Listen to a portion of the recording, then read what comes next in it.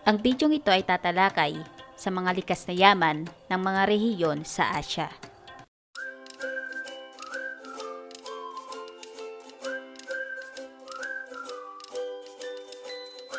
Magkakaiba ang likas na yaman ng mga rehiyon sa Asya.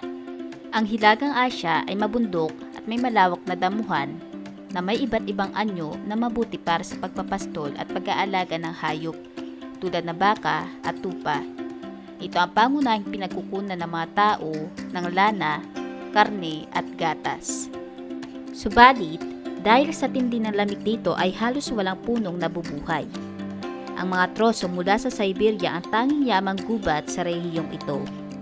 Sa yamang pangisdaan naman, produktong iniluluwas ng rehiyon ang caviar o itlog ng mga estargot. Ito ang mga malalaking isdang likas dito.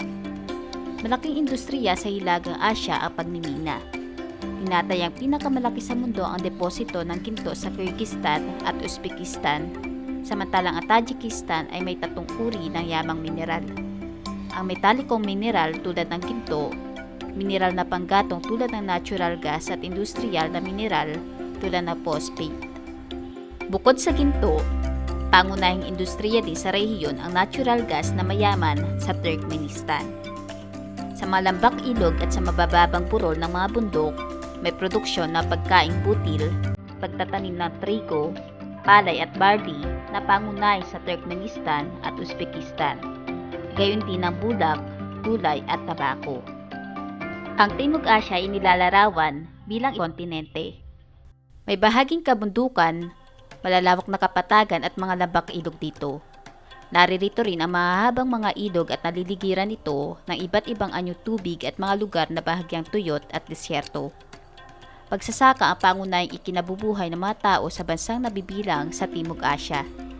Palay ang mahalagang produkto rito, bagamat may mga tanim din ng trigo, jute, tubo at mga gulay. Pinakamahalaga likas na yaman sa India ang lupa, higit ang mga kapatagan at lambak na pinagyayaman ng mga ilog ng Indus, Ganges at Brahmaputra. Malaki rin ang reserba ng bakal at karbon sa bansang ito. Bagamat ipinagbabawal na pamahalaan, tanyag ang Afghanistan sa pagtatanim ng opyo. Ang mga kagubatan sa Nepal ay matatagpuan sa mga gulod ng bulubunduking Himalayas. Sa mabaybaying dagat naman ng Pakistan ay matatagpuan ang mga gubat bakawan. Makapal at mayabong ang gubat sa timog kanluran ng Sri Lanka na hitik sa puno ng mahogany at iba't ibang uri ng palm. Sa dakong gitna ng pulong ito, lalo na sa matataas na lugar ay makikita ang mga kagubatang evergreen. Samantalang sa hilaga at silangang bahagi nito ay naroon ang mga punong ebony at satinwood. Bukod sa mga nabanggit, kilala rin ang Sri Lanka na tirahan ng mga leon. Dahil dito, kinilala ang bansa bilang Serendip o salitang Sanskrit na Sinhala Dwipa na nangangahulugang the island where lions dwell. Malaki ang kapakinabangan ng Indian Ocean sa rehiyon dahil sa pagtustos nito ng iba't ibang yamang dagat. Paghahayupan o pagpapastol ng kambing naman ang ikinabubuhay sa ibang bahagi ng rehiyon tulad ng Afghanistan at Bangladesh. Batong apog, bakal, karbon, natural gas, langis, tanso, asin at gypsum ay ilan sa mga pangunahing yamang mineral ng Timog Asya. Ang Timog Silangang Asya naman ay binubuo ng mga malalawak na kapatagan at ng mga lambak na ilog. Nasa mga lupain ng Myanmar at Brunei ang malalawak na kagubatan. Nagtataasan din ang mga tanampas at may mahabang kabundukan. Napaliligiran din ang rehiyon ng iba't ibang anyong tubig at may mga pangkat na mga pulo ang bumubuo din sa rehiyon. Matatagpuan sa mga lambak ng Irrawaddy River at Sitang River ang pinakamatabang lupa sa Myanmar. Ilog Cagayan naman sa Pilipinas, Mekong River sa Cambodia na may malalawak na taniman kaya't kinilala ang rehiyon bilang pangunahing taniman ng palay sa daigdig. Ang mga malalaking ilog ay pinagtatayuan ng dam ng ilang mga bansa at nililinang para sa hydroelectric power na pinagkukunan ng kuryente. Bukod sa mga produktong agrikultural, sagana din ang rehiyon sa pagpapastol at pag-aalaga ng hayop gaya ng kalabaw, baka, baboy, kabayo, kambing at manok. Tinatayang nasa 84% ng kagubatan sa Brunei ang nagsisilbing panirahan ng iba't ibang uri ng unggoy, ibon at reptile. Sa kagubatan ng Myanmar naman matatagpuan ang pinakamaraming puno ng teak sa buong mundo. Samantalang, ang maraming punong palm at matitigas na kahoy ay matatagpuan sa kagubatan ng Pilipinas. Ang Pilipinas ay isa sa mga bansang nangunguna sa buong daigdig sa produksyon ng langis ng niyog at kopra.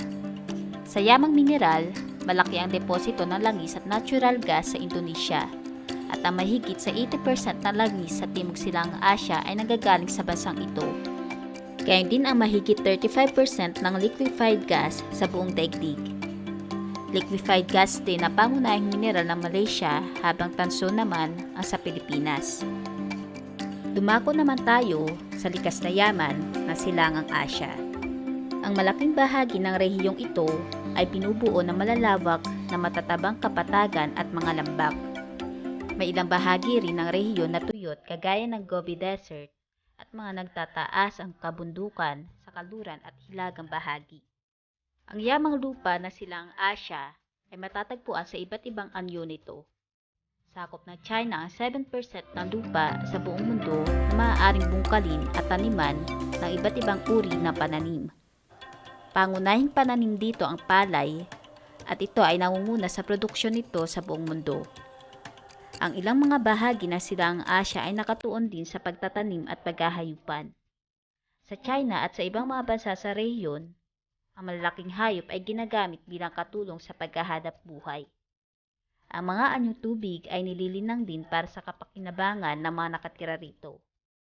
Mayaman ang China, North Korea at Tibet sa mga depositong mineral. Nasa China ang pinakamalaking reserba ng antimony, magnesium at tungsten sa buong mundo. Bukod dito, ang China din ay may pinakamalaking reserbang carbon sa buong mundo. Samantala, ang Japan, bagamat nangunguna sa industrialisasyon, ay salat naman sa yamang mineral.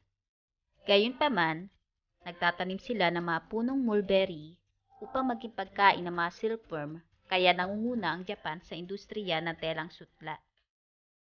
Ang karaniwang lugar naman sa kanlurang Asya ay mabuhangin at mabato. Maging ang pagkatuyo ng mga ilog at lawa ay madalas sa rehiyong ito. Ang kanlurang Asya ay sagana sa yamang mineral, partikular na sa langis at petrolyo. Pinakamalaking tagapagluwas ng petrolyo sa buong daigdig ang Saudi Arabia at malaki rin ang produksyon ng langis ng Iran, Iraq, United Arab Emirates, Kuwait at Oman. Karamihan sa mga bansa sa rehiyong ito ay may natural gas, tanso, bauxite, potash, zinc, magnesium, phosphate at iba pa. Sa agrikultura, nagtatanim ang mga taga-kanlurang Asya ng trigo at barley sa mga oases. Nangunguna naman ang Iraq sa produksyon ng dates at dalandan ang Israel. Paghahayupan ang karaniwang gawain ng mga naninirahan sa mga bulubundukin at sa mga disyerto sa Iran, Iraq, Syria, Saudi Arabia at Turkey.